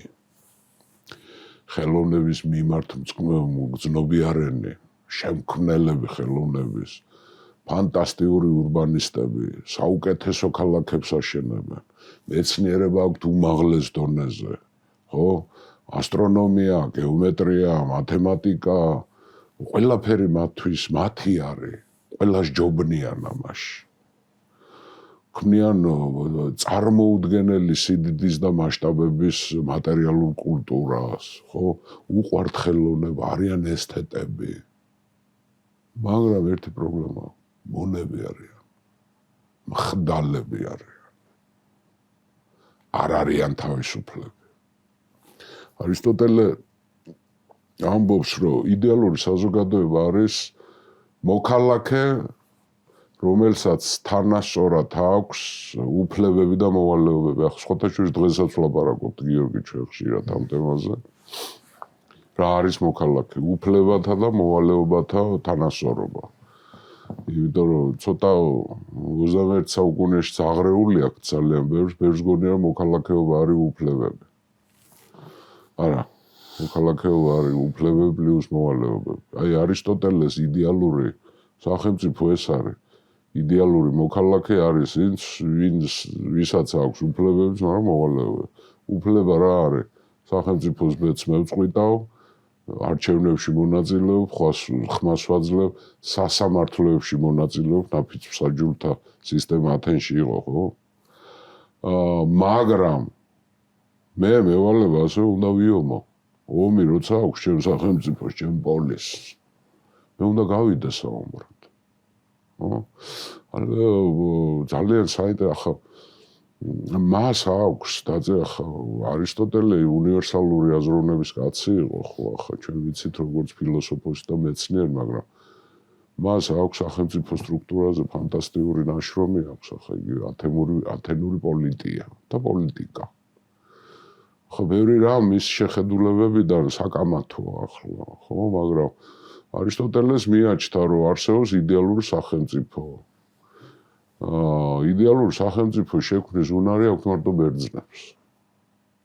არისტოტელე ამ თავის მოწაფეებს ეუბნება, რომ რაც ევროპელ ბარბაროსებს აქვს თავისუფლება, მაგრამ უნარები არ აქვთ და აზიელებს უნარები აქვთ, მაგრამ მონები არიან. ის ამბობს, ბერძნები არიან ამაში, მამაცებიც არიან, თავისუფლებიც არიან, სახელმწიფოსაც ქმნიან და არ არიან მონები. მოქალაქეები არიან. სახალხო კრებებით მიდიან ბერძნები წინ, ხო და რაღაც ფაშისტური არ მინდა კაც არ გამოგხტონა. არ გამოგხტონა ერთი, ხო. იმ პერიოდში ესეთი წარმოდგენები ქონდა. არა, დასამალე ახლა არისტოტელეს მუსოლინიც იყენებდა და გერმანელი ფაშისტებიც იყენებდნენ. არისტოტელეს თეორიებს, რომ არსებობს განსაკუთრებული უნარების ხონდა ხალხი და ახლა ეს არიული თეორია და ესე აბანდნენ ამას ისინი. ჩვენ სხვათაშორის სპარტაზე როცა ვლაპარაკობდით, მაშინ ფაშიზმი პლუს დორიზმი. აი ეს არისტოტელე მაგალითად თვლიდა რომ სპარტის სისტემა იყო ყველაზე კარგი. სპარტის მმართველობის სისტემა. ხო არისტოტელემ სამწუხაროდ ძალიან ცოტა დაგვრჩა პოლიტიკაში მისი ნაშრომები. აი გეტყვით ახლა ერთ საოცარ ამბავს.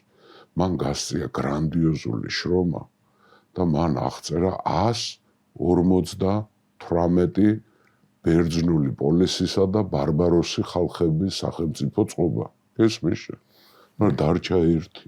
ჩვენამდე მოაღწია ერთი. მოსკოვი ათენური პოლიტია. ანუ ათენური პოლიტიას გარდა კიდე 157 დაიკარგა. გიორგი სპარტაც აღწერილი ქონდა. მე დარწმუნებული ვარ კოლხებიც ექნებოდა აღწერილი. უეჭველი ექნებოდა. არა, აი უბედურა შეხოთაშორის ბევრი დაკარგა კაცობრიობა ამეთი სხვა ბერძნული თუ არაბერძნული სახელმწიფო სისტემები გვეცვენებოდა. ახლა მე მოგვიანებით ჩვენ ვიცით სტრაბონიდან სვანებს როგორი სისტემა ჰქონდა. სვანებს დემოკრატია ჰქონდათ. სვანური სამართალი საერთოდ მე რომ გითხოთ ინსტიტუციონალური შესწავლა უნდა. ეს ჩვენი სამართალია, ქართული სამართალია. და ბერძნებზე ნაკლები არ იყო. სენატი ყავდათ სვანებს ამბობდნენ. ხო და უეჭველი ექნებოდა ჩვენები ეყოლებოდა შეხვედრა, მაგრამ 158-დან ერთი დარჩა ათენური პოლიტია. ანჩენის ალგაქრა არ მოვიდა ჩვენამდე, თორემ ძალიან საინტერესო იქნება. ხო. არისტოტელე თვლიდა, რომ იდეალური გარემო სოციუმის საზოგადოების ეს არის მის სახელმწიფო უნდა ქონდეს. და ბერძნები ამაში ვჯობივართ ყველას. არისტოტელე ყოფთა თვითონ კლასიფიცირებას უკეთებდა ამას ბერძნულ სისტემას.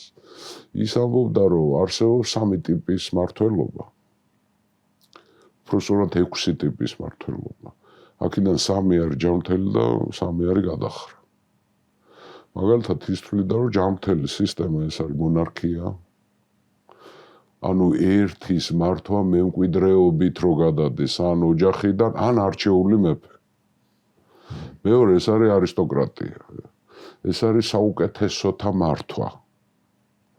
ოღონდ ეს არის გვარები, ძველი გვარები, რომელსაც აქვს საფუძველი, ისტორია, წინაპრები და ასე შემდეგ. ანუ ეს არ არის უბრალო ხალხი, ვიღაცა გამოძვრა და უცების. და მესამე ეს არის პოლიტია. პოლიტიას თulis ის სინთეზად არისტოკრატია პლუს დემოკრატია.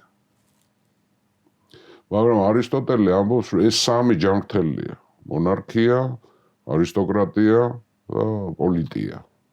ხო, მაგრამ არის გადახრა. მონარქია რო გადაიხრება, ის გადადის ტირანიაში. არისტოკრატია რო გადაიხრება, ის გადადის ოლიგარქიაში. პოლიტია რო გადაიხრება, გადადის დემოკრატიაში და მერე დემოკრატია კიდე რო დამახინჯდება, ის გადადის ოხლოკრატიაში. ანუ ბრბოს მმართველობა.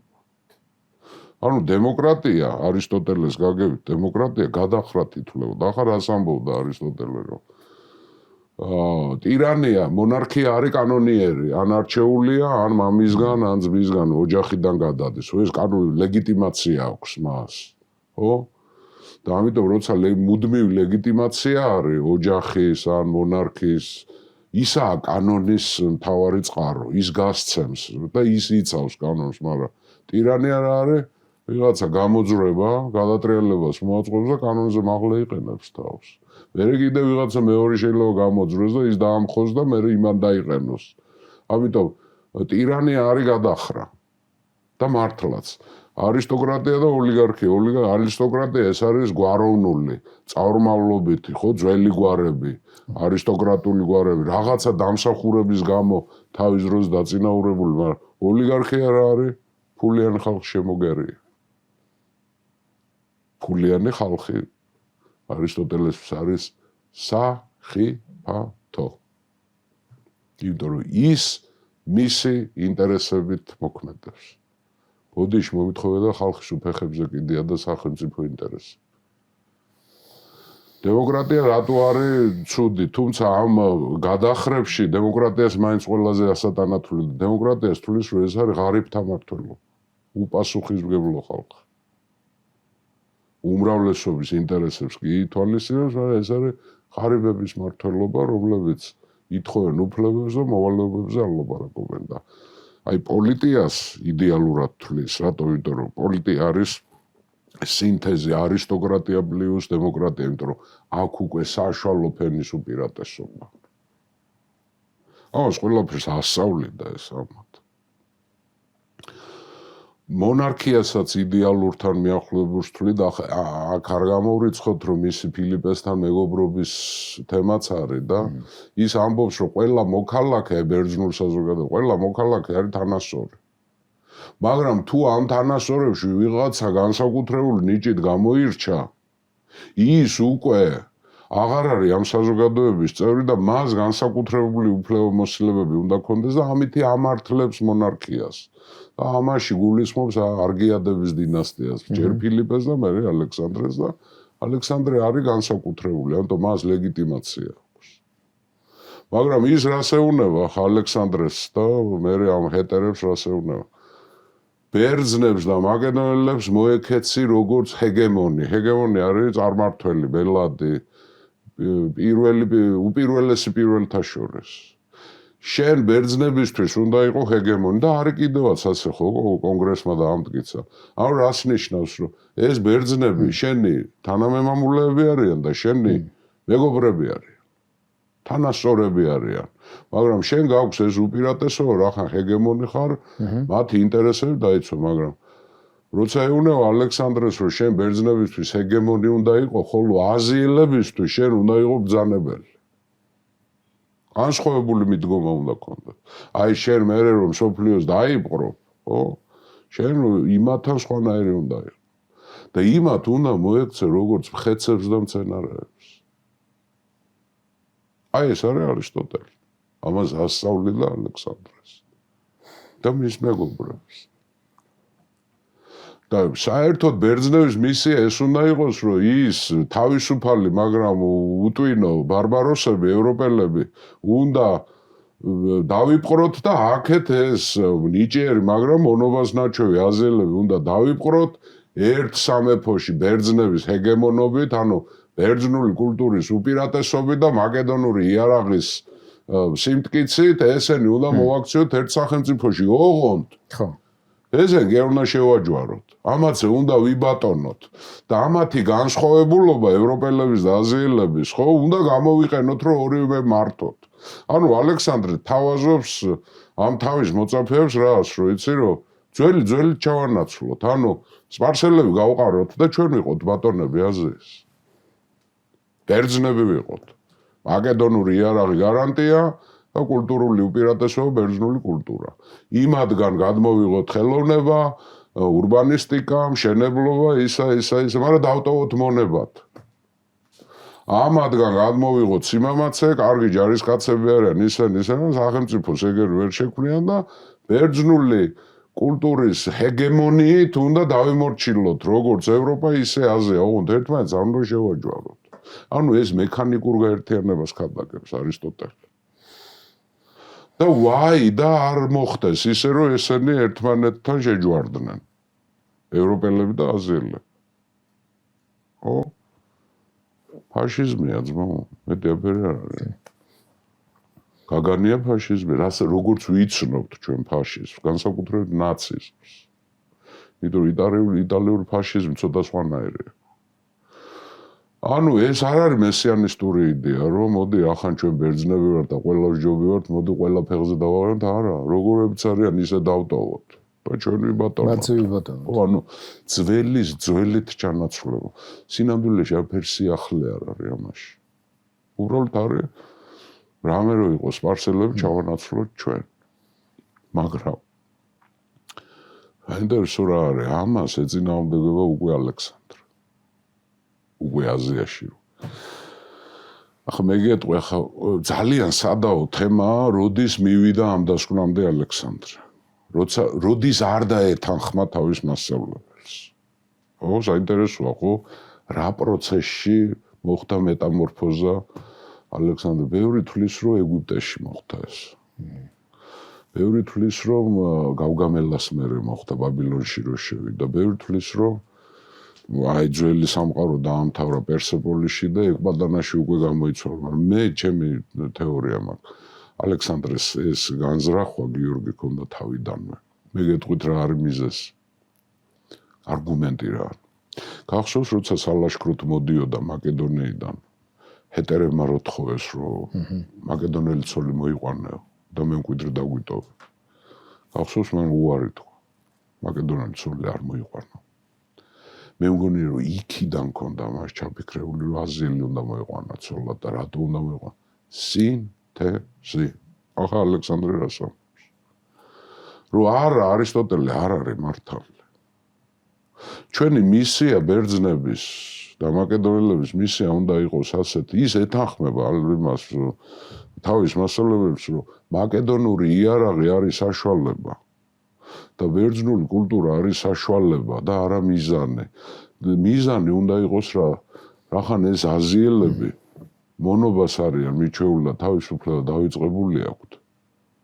მოდი ჩვენ ეს ბერძნული სულისკვეთება შემოვიტანოთ, თავისუფლების სიყვარულის შემოვიტანოთ. გავზარდოთ მოქალაქეებად. და მას უნდა ეგრეთ წოდებული მშობლიური სამეფო შექმნა. ის უნდა იყოს მშობლიური მეფე როგორც მაკედონელისთვის, ბერძენისთვის, ასევე სპარსელისთვის, მიდიელისთვის და ეგვიპტელისთვის. ჩვენ მათ უნდა მივცეთ, ჩვენ ისინი უნდა შევაჩვიოთ ბერძნულ ცხოვრების წესს, ეს არის თავისუფლება და თანასწორობა. იქნებ დავავიწყოთ მონობა და მორჩილება. ახლა რამხელა კაცი. ხო? და მე ჩვენ ეს გაკვირითაც გავიარეთ ცოტა ხნის რამოდენიმე ლექციის წინ რომ ის თulis რომ რამოდენიმე საფეხური არის ეს არის პირველი პატივისცემა მათი ადათების და ღმერთების ეს შეასრულა თუმცა ის არ არის ნოვატორი ეს თავის დროზე კიროს ქონდა და დარიოს ქონდა მაგრამ მე მიივიწყა ყველა მაგრამ პატივი ვცეთ მათ ღმერთებს მათ პანთეონს მათ ცხოვრების წესს მათ სამართალს ყველა ხალხს თავისი სასამართლო შიდა ავტონომია აქვს. ბერძნული სამართალი არ შეუტანია არს. მეორე, წილი მივცეთ მართვაში. და მესამე, ბერძნული, მაკედონური იარაღი და ბერძნული ენა უნდა იყოს ახალი თანამედროვე მოქალაქის დაბადებისათვის.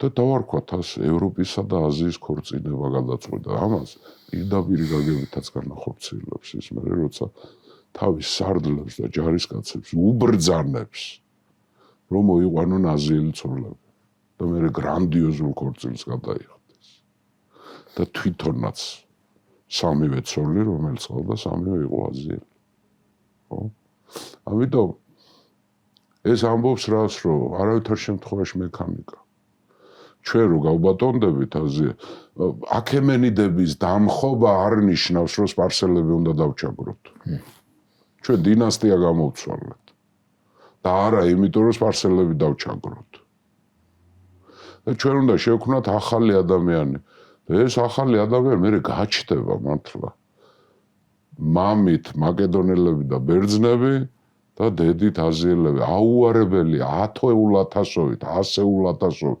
მილიონები დაიბადება მე როცა ელინისტური სამყარო შეიქმნება და ბერძნული ენა იტევს ყველაფერს დამუშავებული ენა და ამათი სიბრძნეებიც უნდა ვისწავლოთ ჩვენ ამას მე პტოლემე განახორციელებს როცა ბიბლიოთეკას გააკეთებს სადაც ყველა აზიურ აზრს თქმულებას სამეცნიერო ტრაქტატს თუ ასე შემდეგ და ყველაფერს გადათარგმნის ბერძნულად და შეინახავს იქ. სასაულია.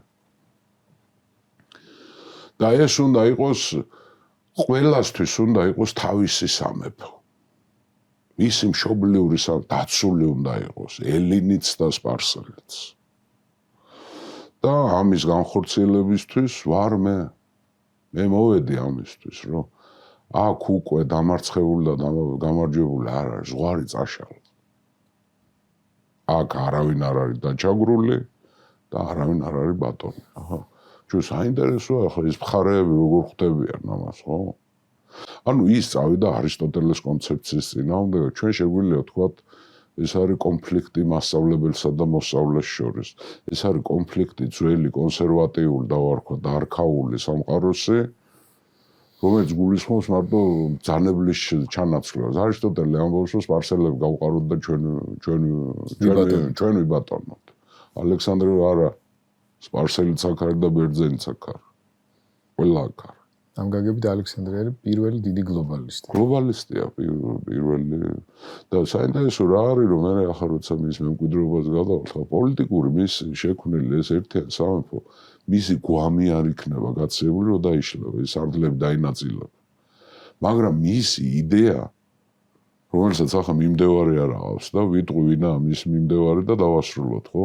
მიმდევარი არ ყავდა მის სიცოცხლეში. მე რა ყველა ამის ჭკუაზე არის და იქმნება უდიდესი ელინისტური სამყარო დაწყებული ინდოეთიდან დამთავრებული იტალიამდე.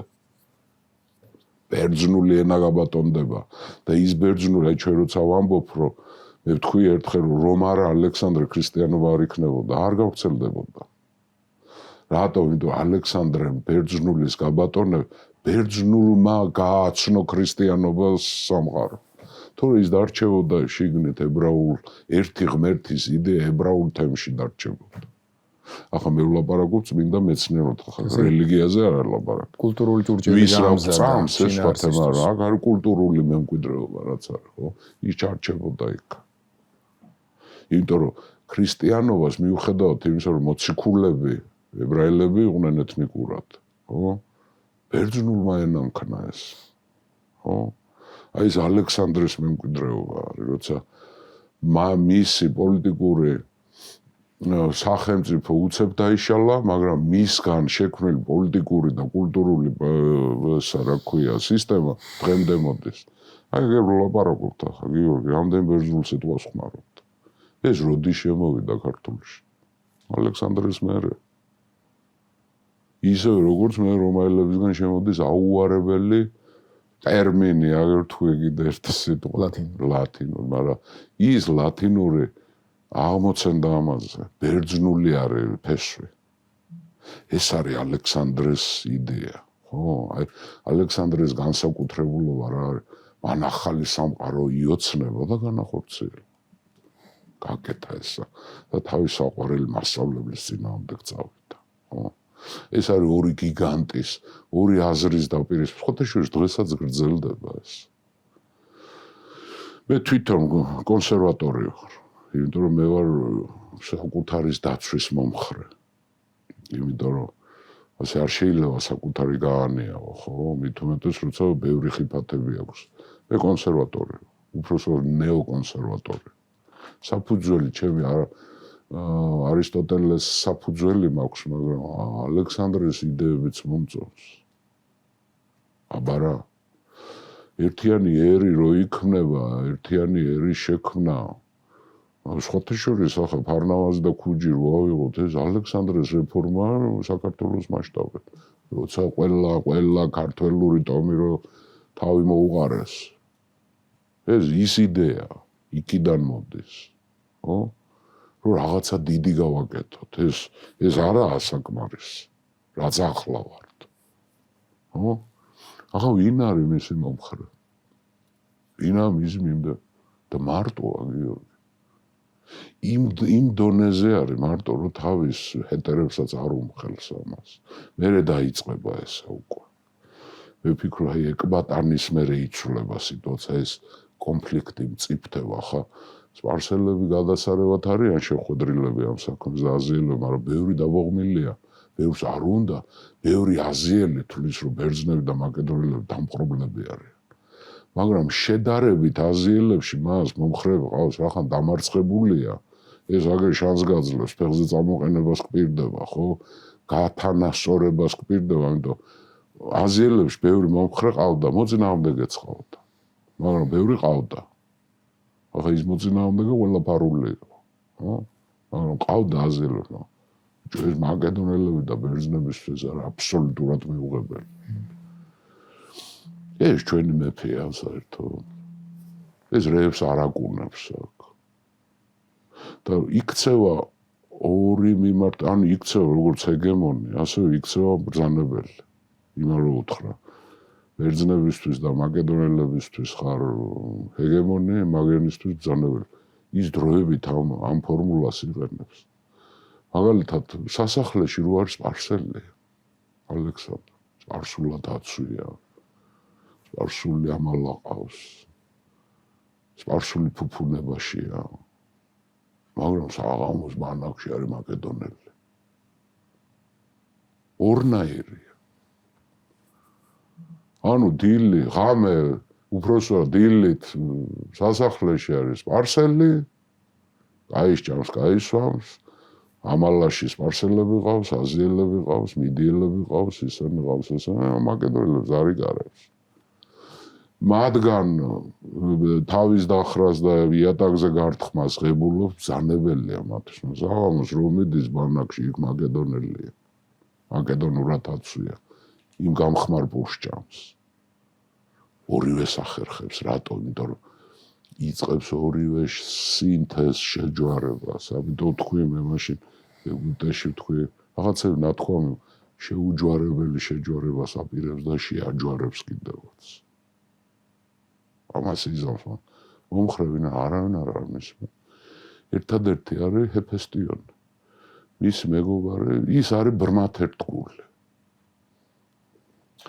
მის ჰეტერებში ორი ჯგუფსაც ვერ დაარქმე, ჰეფესტიონი ერთ მხარეს და მეორე ამ სიახლის მოწინააღმდეგე არის კრატეროსი. ახლა ის ძველი თაობა პარმენიონიც და ანტიპატრეც ახლა ამის ისედაც წინააღმდეგი იქნებოდნენ, მაგრამ ისინი არ ერევიან ახლა ამ საქმე. ახალგაზრდები წყვეტენ გიორგი ამას უკვე. და ესენი სულ ყველა განამარტო ამას ასწავლდა არისტოტელემ ისენიც გაზარდა და ისინი არისტოტელეს მიმდევრები არიან. რა არა, ისიც უნდა ვმარტოთ, ესეც უნდა ვმარტოთ, მაგრამ არ უნდა შევაერთოთ. ჩვენ უნდა ბატონობდეთ. მაკედონური იარაღი, ბერძნული ენა. ხო? და ამის სიმბოლო ახლა ეს ჰეფესტიონს ისე უყვარდა ეს ალექსანდრე ბრმათ იყო მისი მიმდევარი. სხვათა შორის ალექსანდრე ამბობდა რომ ჰეფესტიონს ჩემში ალექსანდრე უყვარსო და კრატეროს მეფე უყვარს. აი კრატეროსი ეს ყველაზე მაგარი სარდალი მის თაობაში. კრატეროსი იყო სასტიკი წინააღმდეგი ამ იდეების. და ეზიზღებოდა ჰეფესტიონი ამის გამო. ჰეფესტიონს და კრატეროს არ უყვარდათ ერთმანეთს. ხშირად იქაჩებოდნენ ერთმანეთს.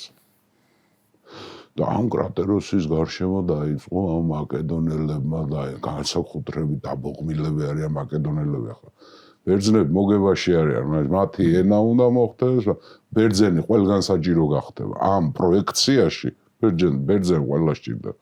ბოლოს და ბოლოს ენის მატარებელია. ხო, მაგრამ ეს მაკედონელები არიან გაგიჟებულები, ის სპარსელები სასახლეებში დარჩნენ და ჩვენ ისე ბანაკში გვათრევს დილიდან საღამომდე. და ზამთარში იმაზე გადავყავართ კლდეებზე და კიდე საწაგვეყვანს გაჩვენმა არ იცის. ეს საერთოდ ჩვენი მეფე არის? ეს სპარსელების მეფეა თუ ჩვენი მეფე არ და უკვე აი კლიტოს შავიც კი ლანიკას ძმა, მისი გამზდელი ძმა, რომელმაც გადაარჩინა ეკრანიკო. ისიცერიდება უკვე ალექსანდრესთან შეხვედრას. აწყვეტილება უკვე მომწიფთა ბანაკში. ხო არ მოუკლათ ეს ჩვენი ყოფილი მეფე. და მე რომ გითხოთ მის ლაშქრობაში ყველაზე სერიოზული ამბავი ხდება მაკედონელებმა მიიღეს გადაწყვეტილება მოკლან მეფე, რომელიც მათთვის აღარ არის უკვე. ის სპარსელების მეფეა უკვე. ჩვენ ტანჯვა წამებაში ვყავართ და სპარსელები მართავენ ისევ ამ იმპერიას. ამიტომ მოდი გავჩერდეთ ახლა შემდეგ ჩვენი ლექცია იქნება საკამაო. მე რომ გითხოთ ყველაზე საინტერესო იქნება. ალექსანდრეს წინააღმდეგ შეთქმულება თვითონ მაკედონელებში და დავასრულოთ დღეს ჩვენი მოგზაურობა. ახლა ფაქტიურად მივიღეთ რა, ახლა დარჩა ეს ნაწილი დარჩა მარტო. ინდოეთშიც კი პაროპამისადების ტომიც კი უკვე ნახეს, ინდოეთშიც კი შეადგეს ავღანეთი. აი ეს მაგალითად ეს გედროსი აგერ რო ამბობთ, ეს არის ბელუჯისტანი. ბელუჯები ვარიან დღეს. ხო. დიდი მადლობა. ძალიან საინტერესო ადგილზე გავჩერდით, ერთი სული მაქვს მეც და დარწმუნებული ვარ დროების YouTube არხის მაყურებლებს. თუ როგორ გადაწყდება საკითხი პირველ რიგში უშუალოდ ალექსანდრეს ბანაკში, ესე ვთქვათ, ანუ მაკედონელ. ყველაზე დიდი განსაცდელი აქვს. როგორ გადაწყდება თუ განიმუხტება თუ გადაწყდება იმ ნახოთ და ველოდოთ მომავალ ჩვენ შეხვედრას ერთგვარაში შეხვდებით ჩვენ ერთმანეთს მანამდე კიდევ ერთხელ მინდა შეგახსენოთ უკვე გადაცემის ბოლოს გამოიწერეთ ჩვენი არხი მოიწონეთ დროების გადაცემები გაუზიარეთ თქვენს ახლობლებსა და მეგობრებს მადლობა რომ ჩვენთან ერთად იყავით შეხვედრამდე